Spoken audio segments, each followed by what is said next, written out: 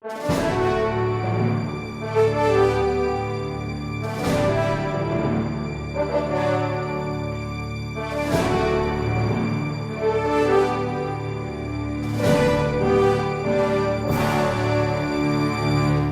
is Mr. Schwarts from Finger Lake Elementary School in Wasilla, Alaska, reading The Adventures of a South Pole Pig, a novel of snow and courage by Chris Kurtz. Today I'll be reading chapters 24 and 25. Here we go. The dog still didn't seem to have the energy to do anything, but Flora scrambled up with the rising sun and an empty stomach. If yesterday's 3 bites of fish were any indication, they were very low on food. They would have to get it from somewhere else, and they would need sled pullers for the job. She wanted to be one of those pullers. But as she peered out from the doorway of the shelter, she realized she had not seen any sleds. They must not have made it off the ship. It made Flora sad to imagine the sturdy, gliding machines on the floor of the sea, and it made her panic a little to think that even if there was a place to find food, there was no way to get there or bring anything back. And when would another ship be heading this way? Well, Flora wasn't going to let herself sink into gloom. She decided to get used to the cold. She wanted to be ready to work just in case, and what good was a puller with cold feet? But the moment she stepped outside, the cold became painful. It was the wind that cut the hardest. She nosed into it and felt her nostrils become crusty with frost. Her eyeballs stung, her breath caught in her lungs, and she couldn't release it without effort. She wondered if her extra hair was doing anything to protect her. Flora turned her back to the wind. "Don't be a baby," she told herself. She trotted out and began to make a wide circle in front of the 2 shelters. Her knees hurt. "Romp," she told herself. "Leap about and frisk." She tried to take a little leap and found that there was no lift in her legs. In fact, she couldn't feel them any longer. Behind her, she heard a shout and turned. It was Alaric. He looked twice as big in his coat, which seemed to have 1 or 2 coats underneath, and he was having something high in the air. Flora stumbled toward him as best she could, and he knelt down beside her. Pulling his gloves off, he buttoned her into a dark red coat. He rolled up the sleeves so her front hooves showed, but when she tried to walk, the bottom of the coat dragged on the ground. She couldn't avoid stepping into it. Alaric shook his head. "It's too big. Wait right here." He returned with a knife and a length of rope, then helped Flora out of the coat. After he cut a wide strip off the bottom, he buttoned her back into the coat and cinched it around her middle with the rope. She looked back and tried to see herself. She was sure she looked funny. She took a few steps and stopped. Her coat whispered with every move, but no part dragged on the ground, and she felt so cozy. Even her eyeballs felt warmer. When Sophia woke up, she made a surprised sound and walked around Flora slowly, then woke up Oscar to look. They sat together and stared. Oscar cleared his throat. "I wondered how you were going to make it out here. This answers one of my biggest questions." Sophia nodded. "I don't have to worry about my bed partner turning into a pig-sickle any longer." Flora stepped back out into the pale light. She began to run around the camp. She pushed hard until the cold air burned her throat. Then she ran even more. The lifelessness of the land still amazed her. There were no seals or polar bears or rabbits disappearing into their holes, no mice or birds, not even a single seagull. "I sure wouldn't mind if there was a little color out there," she said to one of the other dogs when she returned to the shelter. The dog's eyes twitched as if he were surprised to be spoken to, but he didn't respond. She tried again. "Even a spot of green poking up out of the snow would do my heart good." The dog gave a big sigh and turned his nose in under his tail. Flora looked around the cave. "But one thing's for sure," she said in a louder voice. "A little run around camp loosens your lungs and makes breathing easier." It was as if she weren't there. No one even turned to look at who was talking. Even Oscar and Sophia were ignoring her, curled up together sleeping. One morning, after Flora came back inside from a romp, she heard a dog telling the others that the men were having a meeting. Flora leaned over to Oscar. "We should have a meeting too," she said. Sophia moved to her side and Oscar came closer. "Plans are afoot," he said. Flora's heart thrilled. She was pretty sure that any plans would involve pulling something, even if there were no sleds. Huff! Oscar suddenly lifted his head and crossed his eyes in an effort to look down his nose. A hair was stuck to one of his nostrils. He huffed again, and the hair took flight, fluttering down to the blanket. "Cat hair," he muttered. "At least it doesn't smell like a dog," Sophia said. Flora coughed politely and sat down. "You said there were plans afoot. What happens to the expedition now?" "No dog sleds," said Oscar. "No expedition."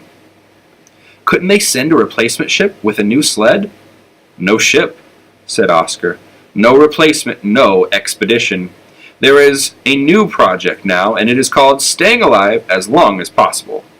We might be lucky and get rescued, or the men might try to sail away in the lifeboats and save themselves. That's probably what they're meeting about." Sophia was quiet, but Flora knew she was listening. No matter what, it means the food has to last a long, long time. Flora nodded. The once-a-day fish feedings had gotten even smaller. Oscar went on. "Actually, there is more food out in the snow." Flora stopped herself from jumping up. She remembered Oscar talking about this, but it didn't seem important before.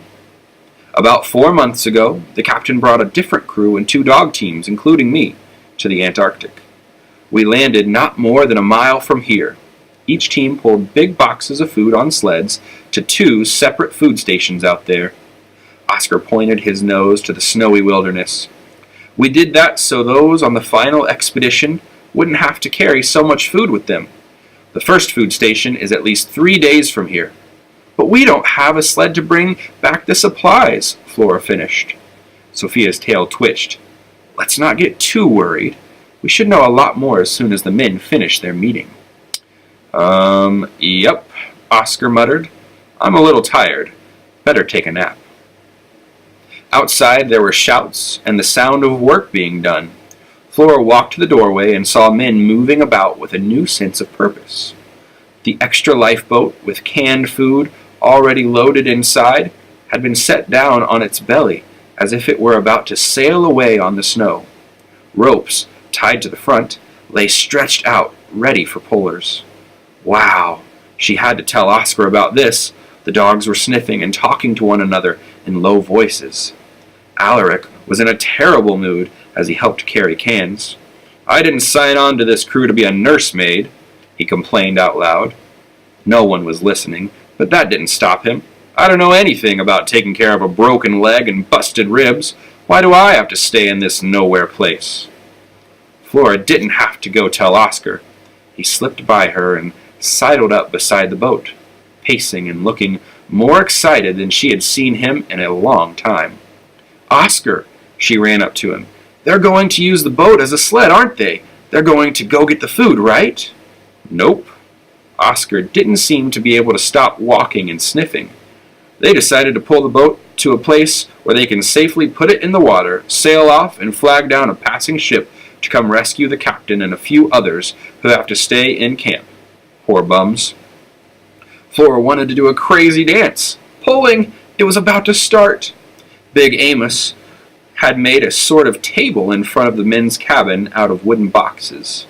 He was sharpening his knives. When Flora walked by, he got very excited and dropped to his knees at the doorway.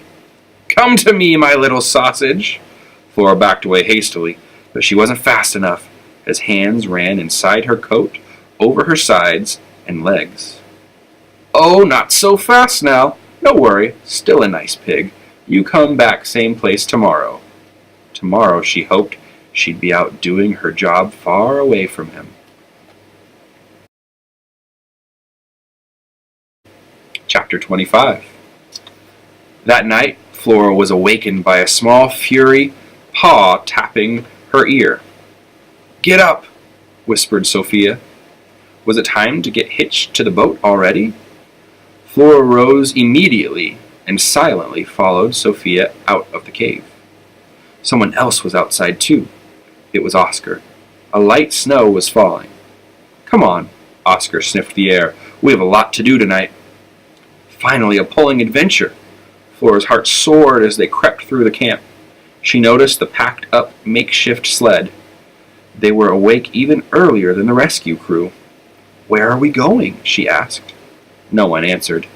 She followed the two dark shapes in front of her. They seemed to know what they were doing.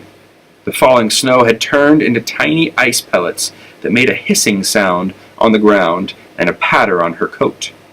The cold began seeping into her body, but Flora was determined not to complain. It was strange to see Sophia outside of the cave. Her soft feet seemed to float above the surface of the snow. "Where are we going?" Flora asked again. Oscar stopped to listen and sniff the air. "We're trying to find the right place." Sophia sat and chewed some ice from between her paws. "And trust me, this isn't it."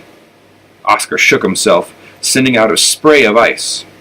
Flora had to close her eyes as pellets bounced off her snout. "Hey," said Sophia, "thanks a lot. We have enough ice falling out of the sky without your throwing more in our faces." "Sorry," Oscar mumbled, and started moving. Flora trotted behind her friend and thought again about how unusual it was to see Sophia outside, away from her blanket. "Did you say the right place?" asked Flora. "The right place for what?" "For you." Oscar didn't stop this time. "Oh." Flora looked around. She couldn't see how one place in all this flat whiteness was any different from another place, or different from camp. "You're getting behind," called Sophia. "Hurry up." Flora hustled. "Why do I need a place?" The only answer was the hiss of sleet on snow. She tried to puzzle it out. Oscar wouldn't bring them out in the cold at night unless this was important, and Sophia wouldn't be out unless... Flora couldn't imagine what would make Sophia take a walk on a night like this. Oh, wait. Of course. Oscar was sick. That was it. Oscar was too sick to pull the boat sled, and Sophia must have agreed to help prepare Flora to take his spot. Someone would have to be trained to handle the lead dog duties. They wanted to do this away from the others, where Oscar wouldn't be embarrassed. Flora felt a shimmy rising up in her and quickly pushed it down. She felt like kicking and prancing, but she kept walking. This was serious business. She couldn't let her friends know she suspected anything. They must have been working this out during her morning romps. Maybe every sled dog or sled puller had to go through special training. And lead dogs probably had the toughest preparation of all. With growing excitement, Flora imagined herself in the lead position. She hoped the other dogs wouldn't be too upset that they weren't chosen. She'd have to be careful to appear humble and respectful of her less qualified brothers. Oscar looked around and gave her an encouraging nod. Flora felt dizzy. She put her head down and concentrated on walking. She was up for this. She wouldn't disappoint them. Thank you for listening to chapters 24 and 25. Have a great day.